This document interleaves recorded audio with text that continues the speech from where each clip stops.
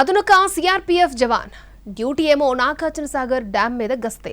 కానీ అతను చేసిన పని చూస్తే షాక్ అవుతారు. టైంపాస్ కావడం లేదని చేపలు పట్టుకుంటూ చేరాడు. అది కూడా యూనిఫామ్లో ఉండే. పైగా రూల్స్ ఉల్లంఘించాడు. డ్యామ్ చుట్టూ 5 కిలోమీటర్ల మేర ఫిషింగ్ బ్యాన్.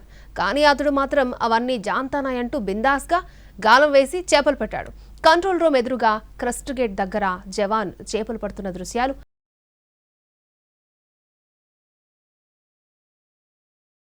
ఫోటోలు వైరల్ అయ్యాయి. డ్యూటీలో ఉండి ఇదేం పని అని జనం మండిపడుతున్నారు. అసలు తెలుగు రాష్ట్రాల మధ్య నీళ్ల తగాదాలు, ఆ మధ్య ఉద్రిక్తతలు చోటు చేసుకుంటున్నాయి. దాంతో డ్యామ్ భద్రత పారామిలిటరీ బలగాల చేతికి వెళ్ళింది. పైగా రిజర్వాయర్కు ఉగ్రవాదుల నుంచి కూడా ముప్పుంటుంది. చీమ చిటుక్కుమన్న అలర్ట్గా ఉండాల్సిన సెంట్రల్ ఫోర్స్ సిబ్బంది ఇంత క్యాజువల్గా ఉండడం ఏంటంటూ జనం విమర్శిస్తున్నారు.